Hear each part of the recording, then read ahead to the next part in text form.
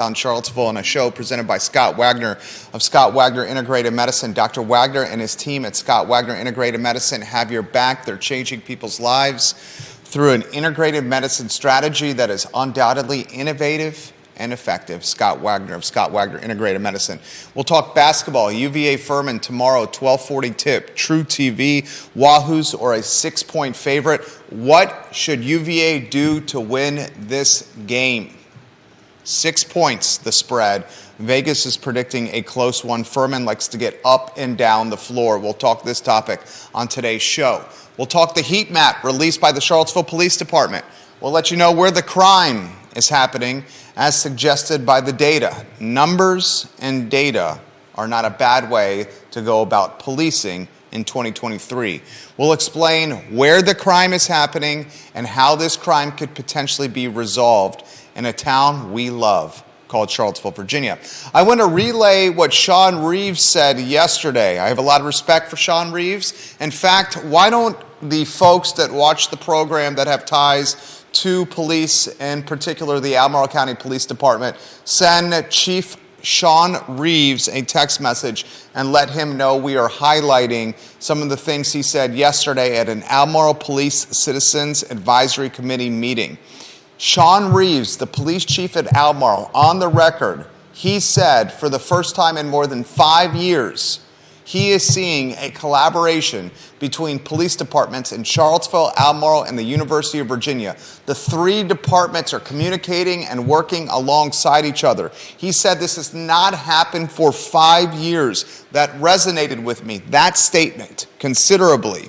He said it's not just the chiefs getting together at the regional command staff meeting, but commanders are joining as well as they try to resolve gun, gang, and drug violence in this community. Remember, much of the violence that's gun-related in Charlottesville is impacting Albemarle County and vice versa. It's an invisible line that separates these two jurisdictions, and crime does not know this invisible line and where it is located.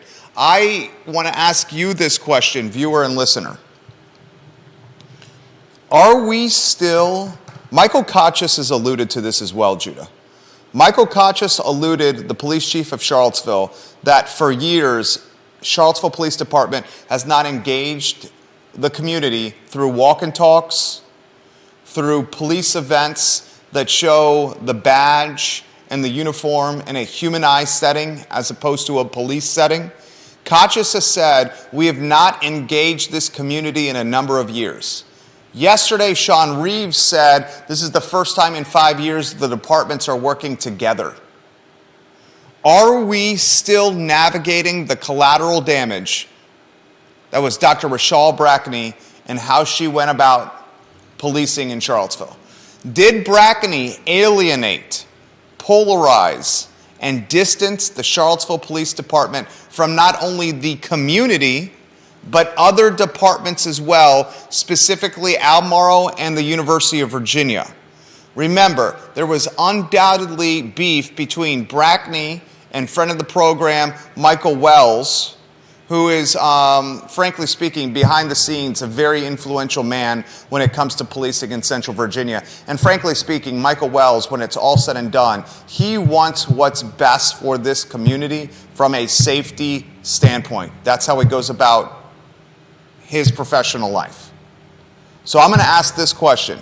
Did Brackney do so much damage locally that she not only polarized the department from a community standpoint, but also alienated the department from working with other coinciding departments like Albemarle and UVA? That topic on today's show. We'll also chitter-chatter on the program.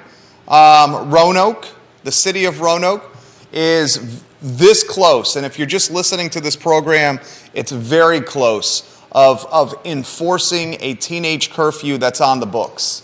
A teenage curfew where if you're 16 and under, you have to be in your house at 11 o'clock Sunday, Monday, Tuesday, Wednesday, Thursday, and you have to be in your house at midnight on Friday and Saturday. Good Lord, 16 and under? You would think they're already in their house on Sunday, Monday, Tuesday, Wednesday, and Thursday. Those are school nights, Judah, by 11 o'clock. 16 years for a midnight curfew on Friday and Saturday, I think a midnight curfew is more than justifiable for a 16-year-old and younger, a midnight curfew on Friday and Saturday. Roanoke's got a gun problem.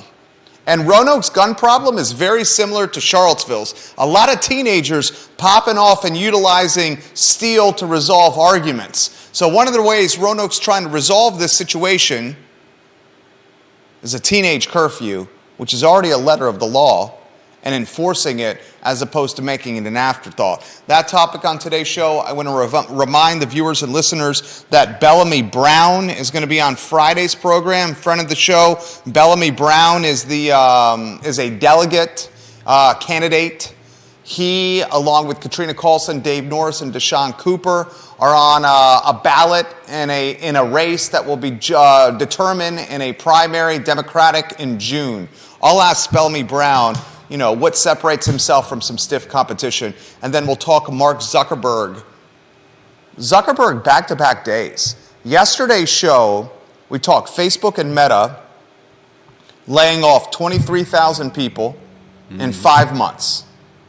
Not only did Facebook and Meta lay off 23,000 people in the last 5 months, a sizable portion of their workforce, about 25% plus of their workforce, they've laid off in the last 5 months. But they also took 5,000 job openings and vaporized them. Those 5,000 job openings don't exist anymore. Today, Zuckerberg's in the news for saying employees that come to work and are in person at our office, they're way more productive than employees that stay home and work remotely. Zuckerberg straight up said that.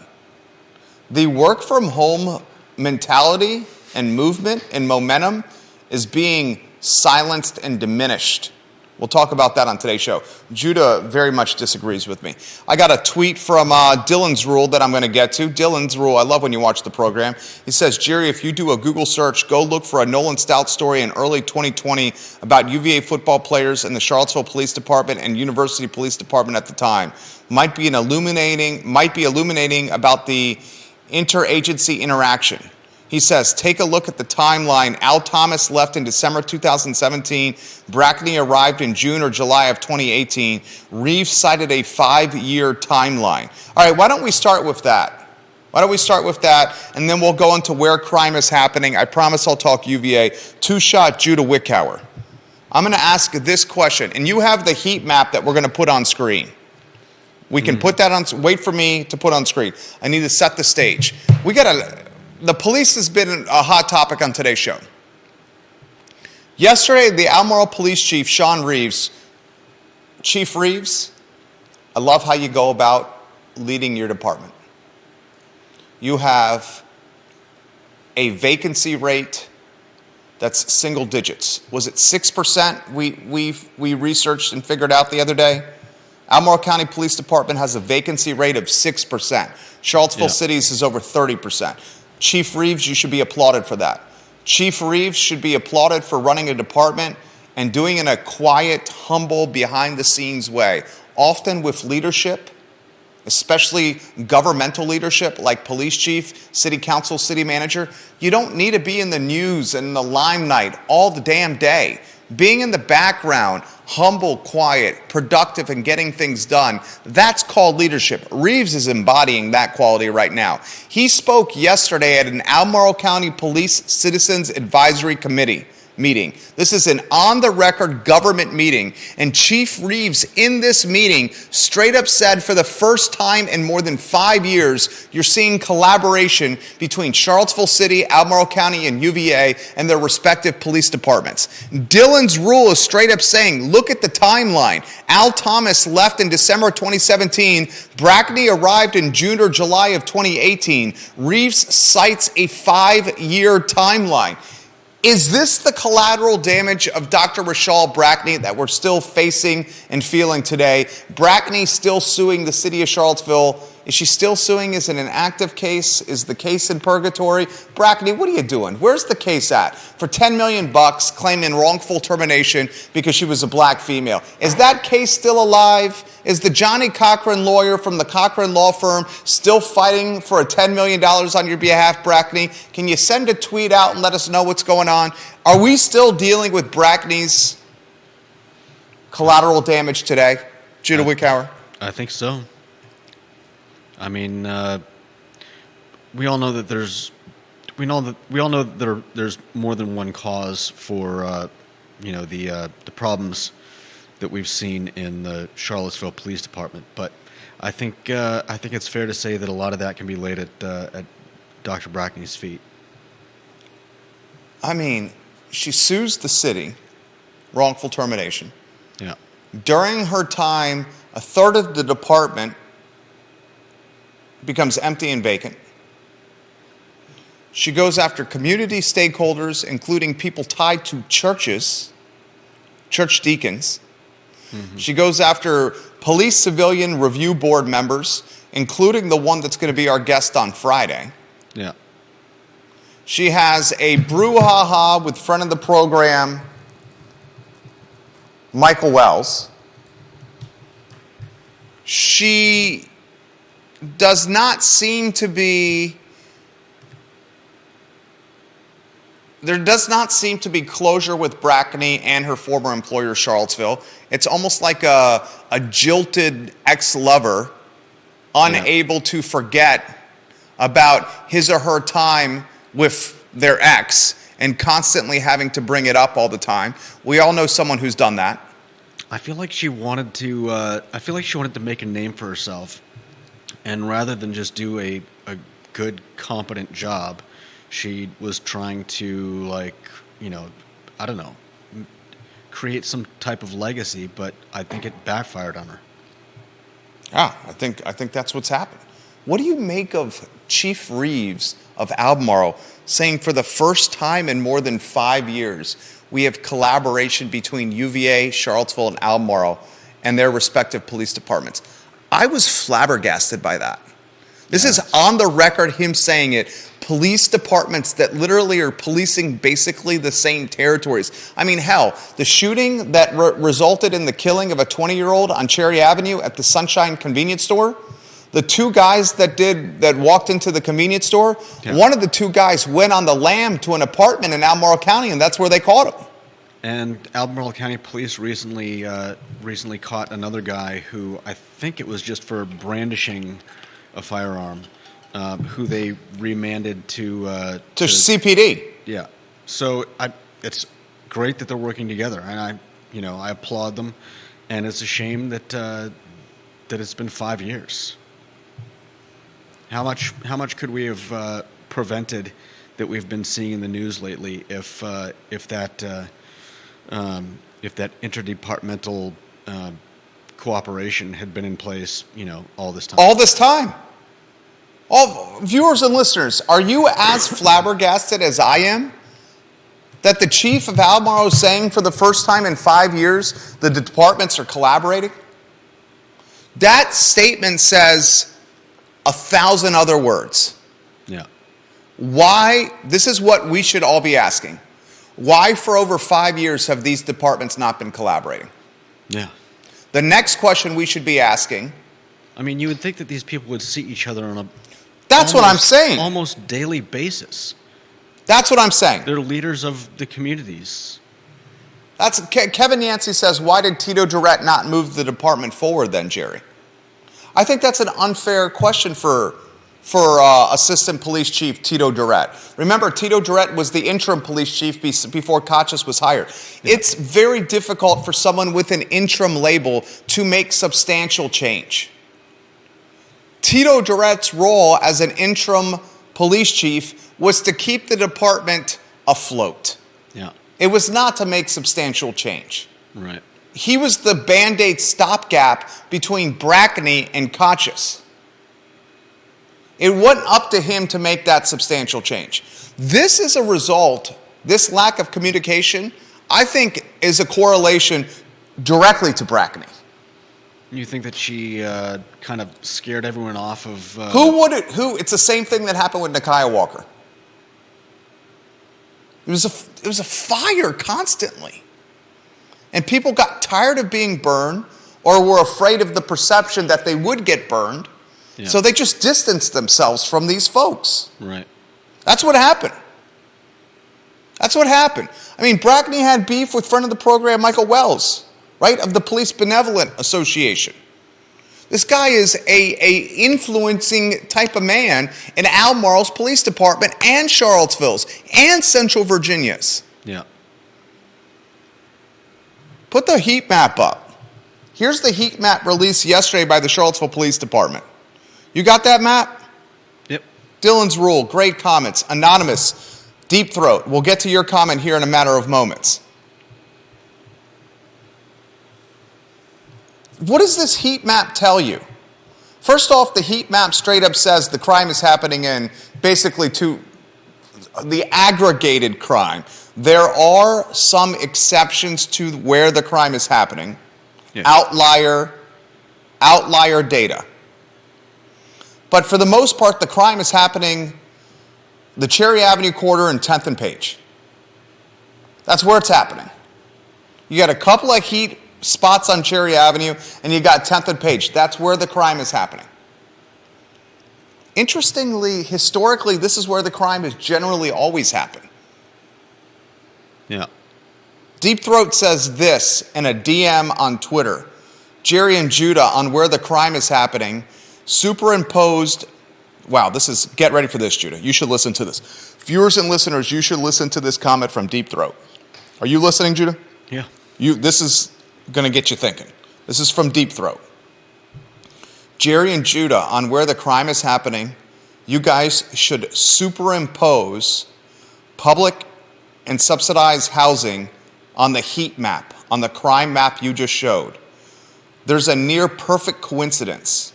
Hardy Drive, South First, Sunrise Park Lane, the CRHA-owned houses on Riverside and Woolen Mills, Friendship Court, Hartwood. Uncanny, even if it's politically incorrect to notice, maybe some of this needs to be laid at the feet of CRHA and not just police.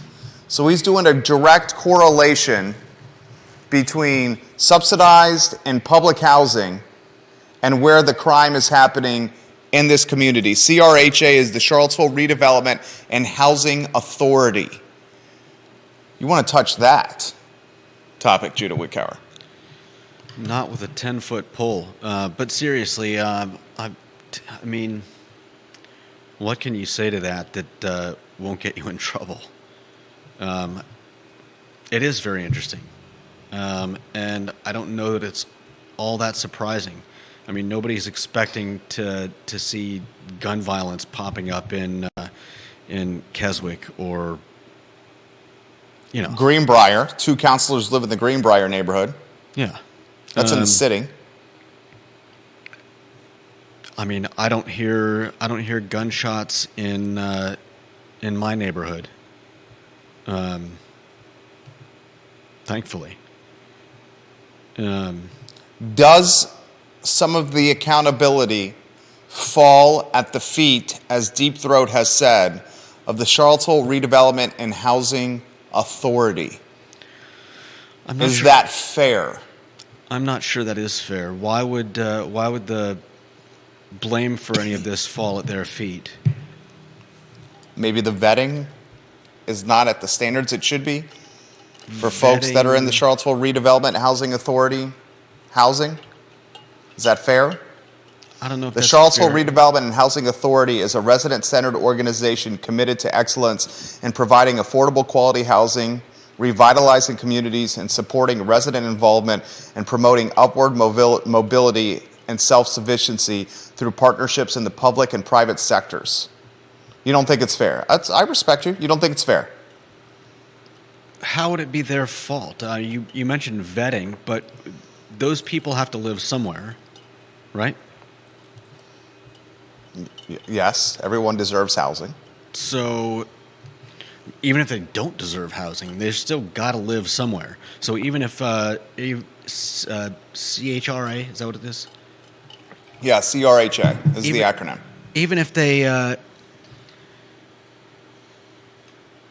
they don't give those certain people places in their housing, those people are still going to end up somewhere. Well, I meant vetting of candidates for the housing offered. Deep Throat follows, they need to screen better and evict problem tenants quicker. Fair or not fair? Jude and I are going to disagree on this one here. Well, we can disagree.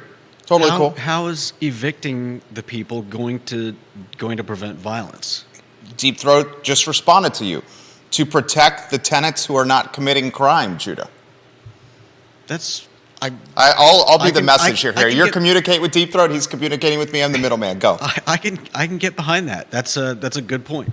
But those people are still going to end up somewhere, and you may be protecting people in those particular spots, but I don't see how that's going to affect the crime rate. It might just move it around the city. Deep Throat, you want to respond to Judah Wickow right there. Jojo Robinson says, I think that Brackney's relationship with the mayor allowed Brackney to be divisive within the police department. Just my opinion. I agree with that opinion. She formed an alliance with former Mayor Nakia Walker, and that offered former Chief Brackney a latitude of plank. Walking the plank, Brackney's plank was way longer than it should have been. And she had that leash and latitude because of the strategic alliance formed with Nakia Walker. I think that's 100% true.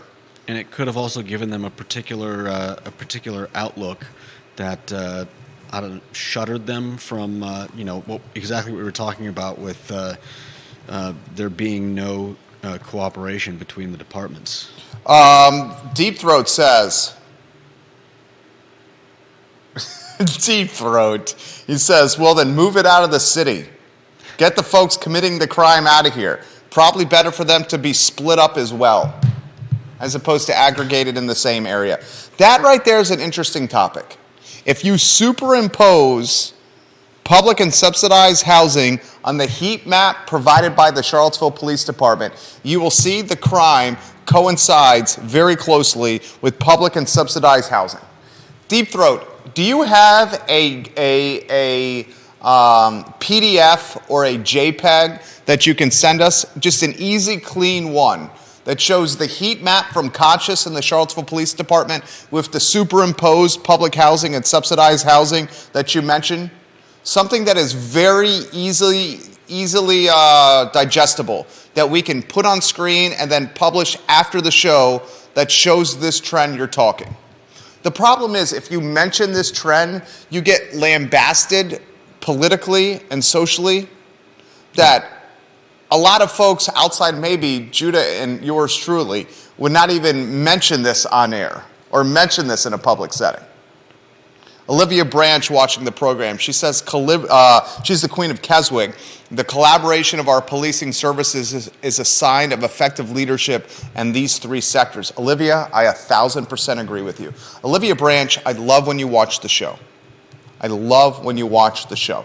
And I'm going to be at Marigold later this month, and I hope to bump into you. Thank you for watching today and commenting. I love when you watch the show, Queen of Keswick. Deep Throat, Judah does not know who you are as a person, but he does get a glimpse on our direct messages on Twitter. He says if you go to the direct message of me and Deep Throat on Twitter, he's included a link. This link is tough, though, Deep Throat. Deep Throat. I just found a map on Housing Authority properties. Deep Throat is a data guy. We got to work on the visual presentations, my friend. The visual presentations. If you can find the map that he sent us and put it on screen, maybe that would be offer value to the viewers and listeners. Matt Daring watching the program, the king of cycling. Matt, your thoughts on this?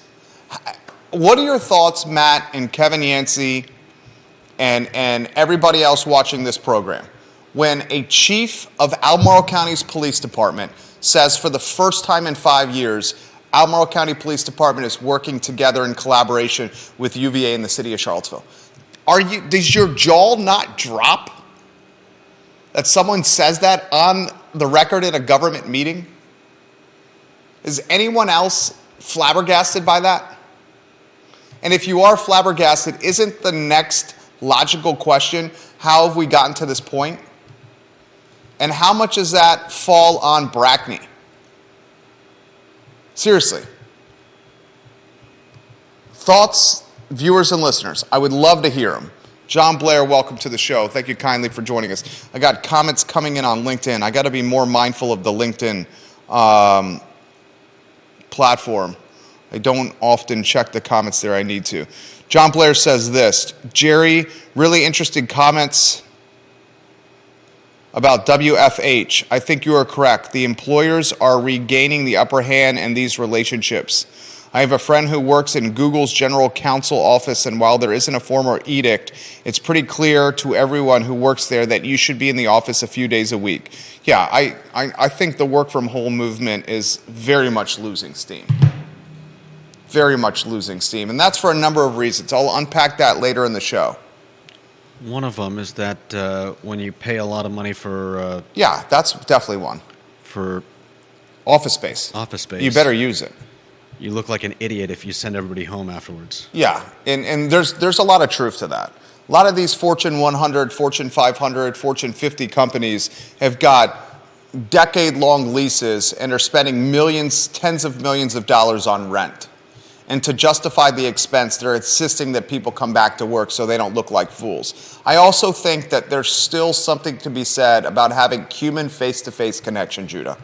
Zuckerberg has told people, this is the same guy who's laid off 23,000 people in the last 5 months, Facebook and Meta. He today is in the news cycle saying the people that are coming into work are producing at a greater clip than the people staying at home. If you're working at home for Facebook and Meta, the writing is on the wall. He wants you in the office, and he's going to can you if you're not. The writing is on the wall. 3 days out of the week.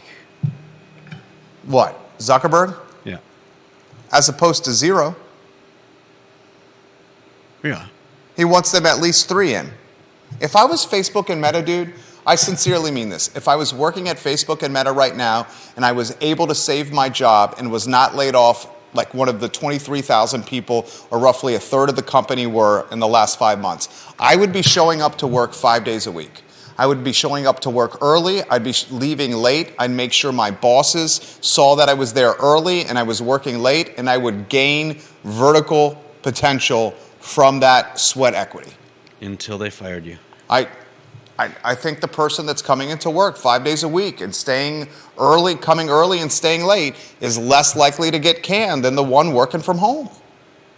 The one working from home doesn't have a relationship in place with the boss. He just becomes, or she just becomes, a name on payroll and not Judah, who's got a dog, Liza, and likes movies, and likes to go to brunch late, and has stuff in his life that we know about, human connection. You got the map up? Is it to download from the website? Well, I've got, first of all, I'm going to put the heat map up, and then I've got a map that I did the best I could to... Okay, so is this the police? This is the Charlottesville police heat map? That's the heat map that we showed before. And that's on screen now. This is from the police department. These red spots are 10th and Page and essentially the Cherry Avenue corridor. And this is the let's see, what the hell's it called? The CHRA... This is the Charlottesville... hold on, I can... This is the Charlottesville Redevelopment and Housing Authority map, is what you're showing on screen? Yeah, this is the Housing Authority properties. Okay, so you're putting that on screen now. Is that on screen? That is now on screen. Okay, so this is the properties they manage. And now I'm going to try to get a copy of the one that... Okay, so this is... Oh, dude, this is excellent from Judah. Doing this on the fly, Deep Throat, we got to give Judah some props on this, right? So the first map he showed was the heat map from Kochis. Now he's showing a map on screen from the Charlottesville Redevelopment and Housing Authority.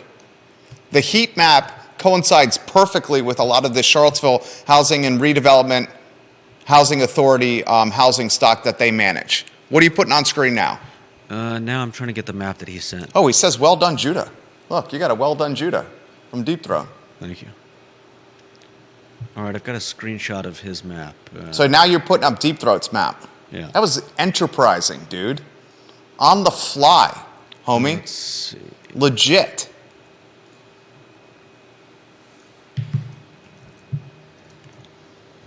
Matt Daring says, my thoughts are displayed in the visual I provided above in the comment section of your Facebook page, Jerry. I believe the lack of working together by the department is a fallout of the Unite the Right rally, domestic terrorism event that happened here. The CVille leadership suffered more greatly than did UVA or Albemarle County. One party of that tri-party group got hammered more than the rest. That's fair, Matt Daring. The Unite the Right rally, was it you that was telling me that the creator of Dilbert Yeah. says the Unite the Right rally was a hoax? Yeah, it's nuts. It's absolutely nuts. That was out today, right? Let's see. It's from yesterday in something called Pointer, but the title is "The Unite the Right rally was real, not a staged intel op," as Dilbert creator Scott Adams claims. All right, viewers and listeners that watch this fine and fair talk show know that I was at the Unite the Right rally on August 12, 2017, one of the few times I've lied to my loving and wonderful wife. I told her on Saturday, the morning of August 12th, it was a Saturday, that I was going to go to ACAC downtown to work out. It was a bold-faced lie, a stone-cold, bold-faced lie. I didn't go to the ACAC parking lot at all. Instead, I went to I Love CVille on Market Street. And I watched sin and terror and nastiness and behavior that I'd never seen in my life, literally in front of our studio. And about 2 hours later, my wife said, I know you're not at ACAC. I've tried tracking you down there. I know you're at this fiasco. Get home right now. And then we went to the bowling alley. I was literally right there for 2+ hours watching this. And if the creator of Dilbert says the Unite the Right rally was fake and it was a hoax and it was theater, I say BS, dude. You have no idea what you were talking about. Yeah. And I don't want to speak for you, but I would imagine you echo those thoughts as well. Yeah, I have some problems with the whole narrative, but I have no doubt that it was real.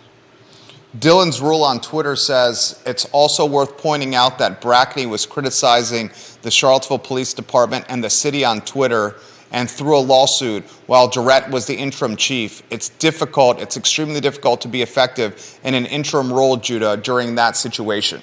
Say that again? Dylan's Rule says that when Durrett was the interim chief, Brackney, his former boss, was criticizing the police department and the city of Charlottesville on Twitter while her lawsuit was active. And he says, Judah, it's extremely difficult for Tito Durrett to be effective in an interim role when all that stuff is happening. I agree with that. Yeah, no doubt. He had his hands cuffed, pun intended, Tito Durrett. Yeah, I mean, he had I saw Tito at that police forum. He's a great guy. Yeah, he had a smaller force. He had, he was basically doing cleanup duty and trying to prop the department up and keep it running. And and he was also not the elected official. Albert Graves is wondering if you can overlay the heat map over the housing units that the Charlottesville Redevelopment and Housing Authority manages or owns. Can you do that? Doing that on the fly might be difficult, but I'm sure we can do that post-show for tomorrow. Overlay them? I mean, the problem is... You're the graphic design wizard here. You don't have to give us an answer right now. If we can overlay them somehow, Michael Kochis' heat map with the map you just showed from the Charles CRHA, that would be valuable. That would be a valuable visual for the viewers and listeners. And here's the one from Anonymous. Which one? Here's the one from the map that Anonymous. This is from Deep Throat's map. Yeah. Deep Throat did this. Now, Deep Throat is a data finance guy, not a branding graphic design guy. So walk me through what you're saying here. This is the map from Deep Throat. The map from Deep Throat is the purple the Charlottesville Redevelopment and Housing Authority stock? That's got to be that, right? The title of this map is crimemap.html. Did he put this together, or is this... Oh, he put this together. Deep Throat did. Okay. Deep Throat put this together. This is the Charlottesville Redevelopment and Housing Authority, the housing stock that they own or manage, superimposed on the heat map that Albemarle County Police provided. He says... If he could provide... He says red is crime, okay. Blue is the housing stock from Charlottesville Redevelopment and Housing Authority. Go ahead, Judah. Yeah, I was just going to ask if there was a key to the colors. He also said the blue is the low-income housing tax credit stock. The problem is, what are we supposed to do with this? I guess this is one thing that we can do with this. This is data. This is why I like the show. We're crowdsourcing thoughts from a lot of different people at one time right now. Me and Judah, this guy Deep Throat, who I personally have met a handful of times. I'm not going to reveal who he is, but he's legit. He's well-read, he's informed, and he makes decisions backed on data. He's a data guy. We're crowdsourcing Dylan's Rule and a couple of other people on Facebook and LinkedIn right now. Is it fair to correlate the crime with public housing and subsidized housing?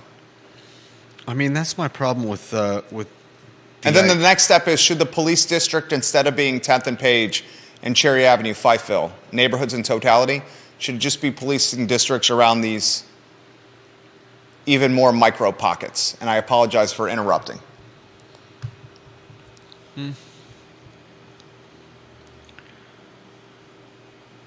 I mean, overall, I think my problem is, again, what I said before. Like, those people are going to go somewhere. He makes a good point that you could better protect the people that are living there, that aren't engaging in this kind of behavior. But I don't think that's going to drive out crime from Charlottesville by itself. And we all know that it's got to be a multi-pronged project. Silver buckshot, pun intended, not silver bullet. Terrible pun, horrible pun. A pun lacking empathy and compassion. Still a pun that was strategic and intended. It's a silver buckshot. Yeah. Policing districts is a silver buckshot. Collaboration between Albemarle, UVA, and Charlottesville City is a silver buckshot. Getting the department fully staffed is a silver buckshot. Mm-hmm. Walk and talks are a silver buckshot. The forum at the historically black church next to Dairy Market, that's now a wedding event venue, is a silver buckshot. What Roanoke City is trying to do with curfews for teenagers. Curfew may be a part of the buckshot. You want to offer curfew perspective on this? Roanoke City already has a curfew in place that they're not enforcing. This is already a law, but it's not being enforced. Now City Council is deliberating. They literally had a public comment yesterday that teenagers, Sunday, Monday, Tuesday, Wednesday, and Thursday, 16-year-olds and under, have to be in their home by 11 p.m. at night. On Friday and Saturday, they get till midnight. If they're on the streets or outside their home after 11 o'clock, Sunday, Monday, Tuesday, Wednesday, and Thursday, they can get popped by Johnny Law. And if they're on the streets or out of their house after midnight, 16-year-old and younger, on Friday and Saturday, they get popped by Johnny Law. Roanoke is doing this because they have gun violence. It's not unique to Charlottesville, and it's many teens that are popping off, pun intended. I'm full of them today, and that's how they're trying to control the killings and the gun, drug, and gang violence. Is that part of the silver buckshot strategy? Let's do it in Charlottesville for a little bit. Yeah, I'm leery as to the effectiveness of it, but why not give it a try?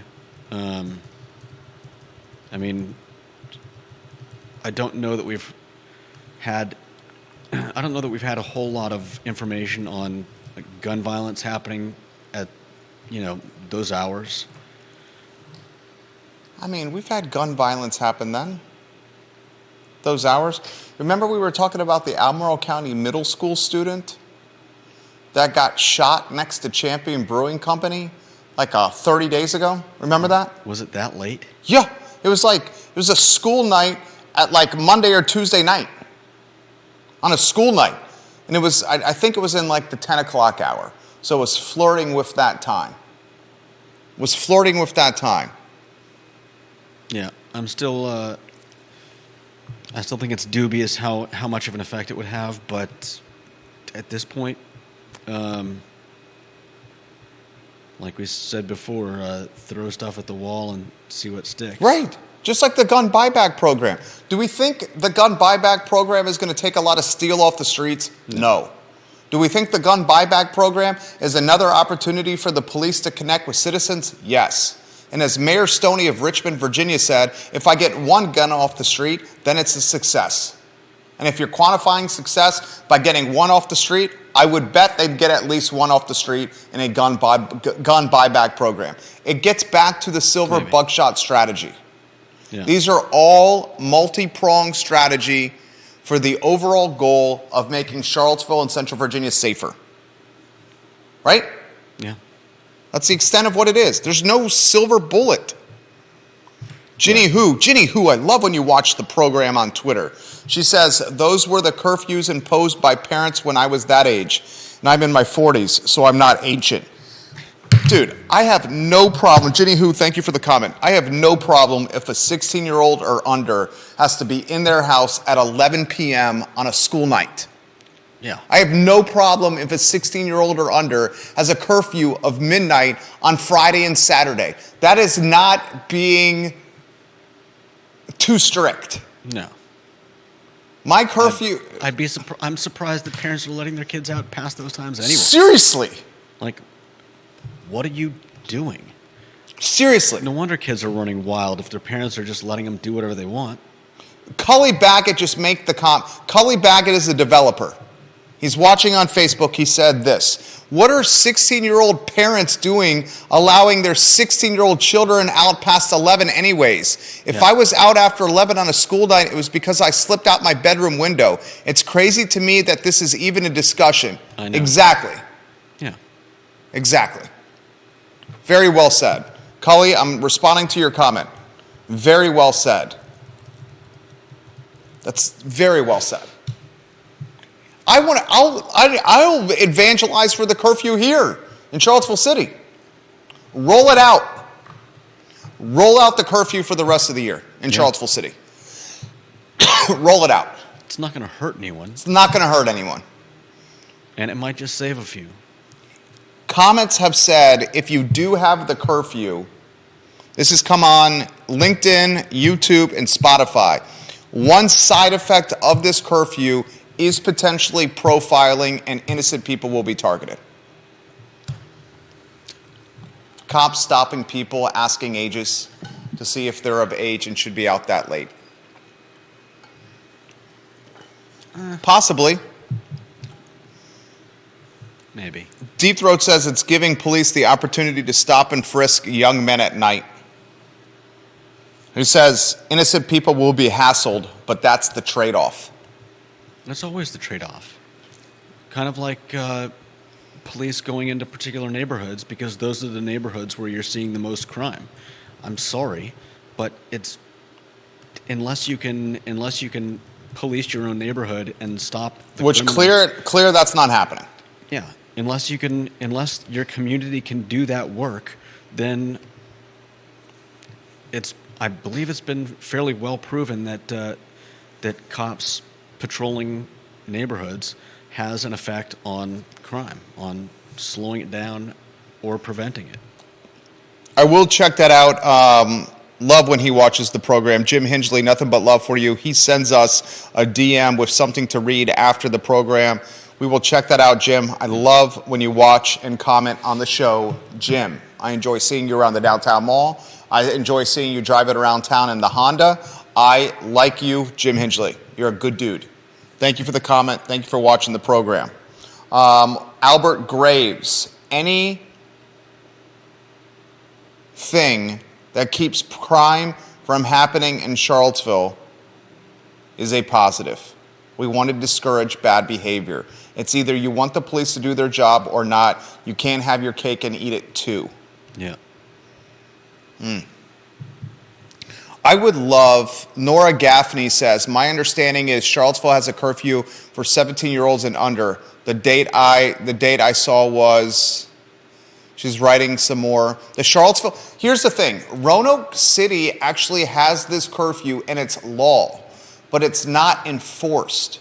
So what Roanoke City is doing with its council is it's engaging the public in Roanoke and saying, we're considering enforcing this law now. We already have it on the books, but we're going to enforce it. How do you feel? And many in Roanoke have responded favorably to enforcing this law to the letter of the law. Matt Daring, king of cycling, king of Fifeville. That's exactly right. I doubt my kids will get stopped if they happen to be out. They aren't typically, but just speaking hypothetically, I could see where their friends would not have such a luxury. So what is that comment? Matt, is that comment, if I'm unpacking that comment, is that comment tied to race? Is that what he's saying there? Help me unpack Matt's comment. Is that tied to race? He says, Matt Daring is responding to Deep Throat's comment. And Matt Daring is saying on Facebook, responding to Deep Throat, Deep Throat is exactly right. I doubt my kids will get stopped if they happen to be out. They aren't typically, but just speaking hypothetically, I could see where their friends would not have such a luxury. I would imagine that's a comment associated with he's highlighting his children's friends that are children of color and that they would be targeted. Okay, he says 100%. That's exactly what he's alluding to. Yeah. Yeah. And that's the crappy part about this. Another crappy part about this, and it sucks. I can't explain it any better than that. It just sucks. The policing districts, 2 of them, are going after historically black neighborhoods. 10th and Page, Fifeville, Cherry Avenue. Okay? Mm-hmm. Historically black neighborhoods. That's where the crime is happening. That's where police are aggregating their efforts. If they do this curfew thing, undoubtedly, disproportionately, children of color will be stopped, frisked, questioned at a greater clip than children that are white. Well, that will happen, and that sucks. We have a general order in place for the from the Charlottesville Police Department with a juvenile. There's a curfew in Charlottesville. Most of the cities And- have curfews. They're just not enforced. Right. Guess who's the authorizing signature? Oh, Judah. Is it Brackney? The curfew for Charlottesville City, it's Brackney who authorized it. Yep. That was during COVID, though. I bet you that was to keep COVID from spreading. What date was on that signature? Effective date 11/5/19, November 5th, 2019. Okay, so that was before COVID. COVID didn't hit till March 2020. The purpose of this directive is to set forth the guidelines and procedures for officers to follow in handling juveniles who are in need of protection, who are in violation of status offenses, or who have committed delinquent or criminal acts. You've made the show better today. You made the show better today with your perspective. You made the show better today with the maps you showed on screen. And you just made the show better today by explaining or showing to all of us that Brackney signed that curfew law into play. Can you share that link in the comment section for the viewers and listeners? It's pretty long. How did you find that? I just typed in Charlottesville curfew. It's the top, no, not the top link, but actually, I mean, it's all part of charlottesville.gov. Matt Daring, you got a response from your comment from Deep Throat. Deep Throat says Matt is right, but then the police have to go out of their way to stop people in an even-handed way, and that means some white parents will have to deal with their kids getting a ticket. If they are really concerned about crime, then have some skin in the game. Fair is fair.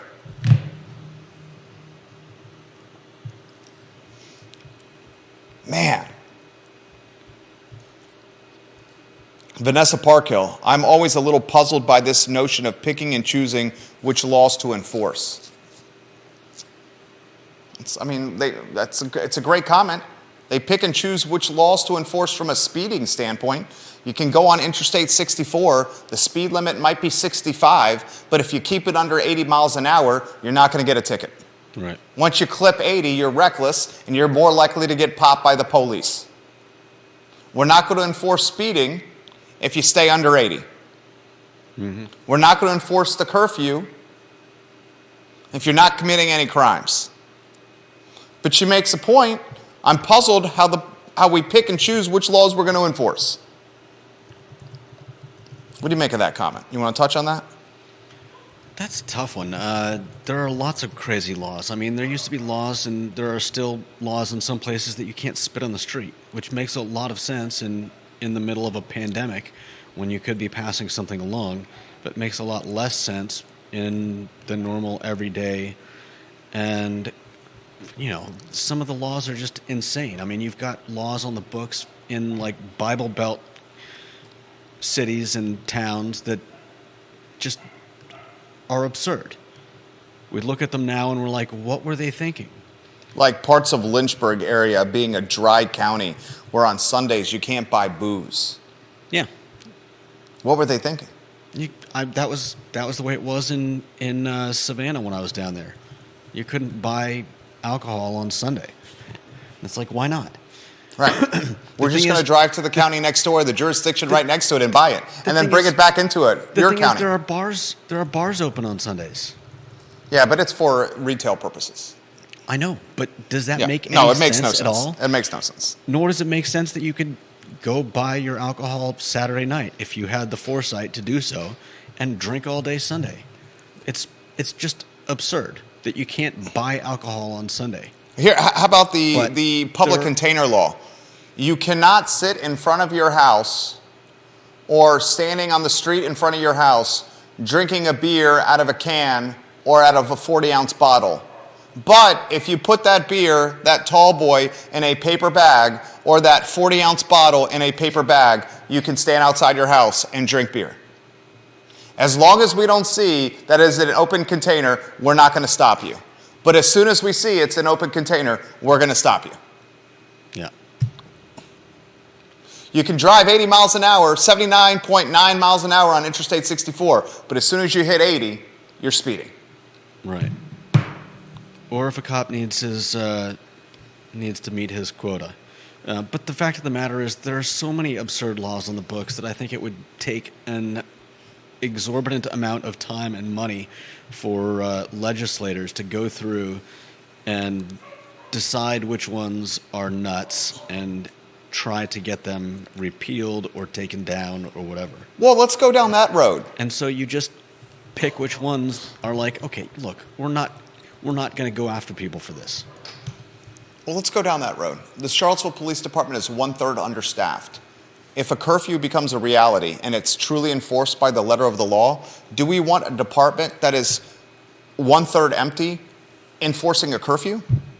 The department is already saying we cannot police at our fullest extent because we have not enough people. Certain crimes, fill out a form online because the police ain't going to show up to the scene of the crime to do some policing. Yeah, I mean, I can see that, but at the same time, it's not like they're going to be sending squad cars out to go look for teenagers. I certainly hope not. It would be the kind of thing that if they run across something like that, then they have, what's the word I'm looking for? Probable cause? That's not really what I'm looking for. Incentive to stop somebody? Leverage? They've got the ability to do so because now it's on the books, or it's already on the books. But either way, I think it's the kind of thing that, it just becomes a part of your perception. As that becomes a part of something that the cops do, the cops will be going out, and it'll be something that they may have never thought about before, but now, as they drive around, if they see someone, it's a part of their, it's a part of their job. It's a part of their toolbox. Deep Throat says, a curfew would have sucked for me. I was in college at 16. I said a curfew would have sucked for me too, but it was not because I was in college when I was 16. It's because I was constantly in trouble and sneaking out of the house and never on time for curfew. I was the quintessential troublemaker of my class. My parents would attest. All right. I thought so much constantly in the news here. Yeah. So much to cover constantly on this program. Thought you're doing fantastic work on this talk show. Thank you. Your perspective is valued. Okay? A lot of folks are asking for you to share that link with Brackney signing the curfew. I see 3 people asking about that. So if you Google Charlottesville curfew and then scroll down to the first question, it says others want to know, and the top question is there a curfew in Charlottesville? Click on that so it opens up the drop down, and then click the link. That's the I can put it in the feed, but it is a very, very long link. We got Bellamy Brown on Friday. If it's a long link, you don't have to put it in the feed. Bellamy Brown on Friday. What are you going to ask BB? B squared. Bellamy Brown, friend of the program, all around great guy. All right. Fitness aficionado. The link is now on your personal. Brackney signing feed. the curfew link is now on the comment section of my personal Facebook page. Although I don't know. Let's see. Facebook.com/Jerry Miller now to see it. Is it in there? Did you publish it? I did, but I'm not sure if it's going to come across as a full link. Let me see. All right. Well, we'll figure out after the show. We're getting in the weeds here. We're getting in the weeds. What are you going to ask BB tomorrow on Friday when he comes on the program? B squared, Bellamy Brown, fitness aficionado, community stakeholder, all around A+ guy, eligible bachelor, Bellamy Brown. Cool dude. Guy I would love to belly up to a bar with. Always dressed to the nines. Definitely. I can continue. I think you're watching here, Bellamy. I might call him one of the most eligible bachelors in Charlottesville and Central Virginia. Can I say that, B squared? One of the most eligible bachelors in Charlottesville and Central Virginia? I'll put Judah Wickhauer on that short list, too. You're an eligible bachelor. What are you going to ask B squared on Friday? The link does work. I've got to think about that. Yeah, I put it in the... I'm going to ask him this question. What separates your campaign and platform and your goals from your competition? It's a good one. I'm going to ask him this question. How is your experience locally offer the foundation for you to win a spot in Richmond as a delegate? I'm going to ask him this question. What can you do from an economic development standpoint? Because your other competition on this Democratic primary ticket are not focused on economic development. Can you be an economic development influencer or focus on this? And potentially that's a separation point from your competition. And you're right, that link that you shared did not share in totality. So I might hide that link from my Facebook page but right now. click it. You're saying if I click it, it'll go? All right, I'm clicking it right now. We had Katrina Coulson last Friday. Deshaun Cooper will get you on the program as well. Dave Norris, we can get you on the program as well. The most competitive local race is this one, decided in June. It's a slow. Oh, yeah. There you go, Judah. You shared it. Comment section, my personal page. Love it. Bravo. What do you make of Zuckerberg saying get back to work? Anything you want to add to that? I mean, he's got more money than most of us can even imagine. And what does that have to do with anything? What does that have to do with anything? He is so disconnected with the reality of human life on Earth. You can quote All him. he's saying is get back to work. I don't think we can utilize, and devil's advocate, sake of talk show, respectfully disagreeing with you. He's a billionaire. We get that. We understand that he's a different stratosphere of wealth that none of us will ever comprehend. I get that. But that level of wealth can still determine work, can still determine output. I'm not saying it can't. I'm just Okay, saying... and his statement was based on output. As the CEO of his company, as the founder of his company, the folks are outputting at a greater clip in person at their desk than the ones that are at their house, working remotely. That's all he's saying. I think the man can do that, and I agree with you that his wealth has jaded his perspective, but he can still speak about output. He can do anything he wants. I don't know how truthful or factual it is. Just because Zuckerberg says it doesn't mean it's true. It's not just Zuckerberg who said this. This is the difference right here. This is the fundamental difference between an employer and an employee, what's happening right here. As an employer, I would want in-person as well. I understand you wanting the opportunity to work remotely. I get it. I didn't say that. I mean, I think if you had that luxury, you would take it. You would basically be like, an opportunity to distance myself from Jerry more hours every single week? Get me working from home. You would say that. I've heard both sides of it, and not every job does well with working from home, and not every job is. I think not every job makes working at the office that much of a difference. And for a lot of people, I think the chance to work from home is a way to increase production. You don't have to spend half an hour traveling. You don't have to worry about your kids being at some care center or whatever. I think they're care center, daycare. Is that what you mean? Yeah. Okay. Whatever. I just think that there are ups and downs to both of them. That's fair. It's easy to say one is better than the other, but there are far too many factors involved to make that a blanket statement across every space of business, every industry of business. Yeah. This is also the guy that just fired 23,000 people. So if you're working for this guy, you better listen up. He literally just fired a third of the workforce.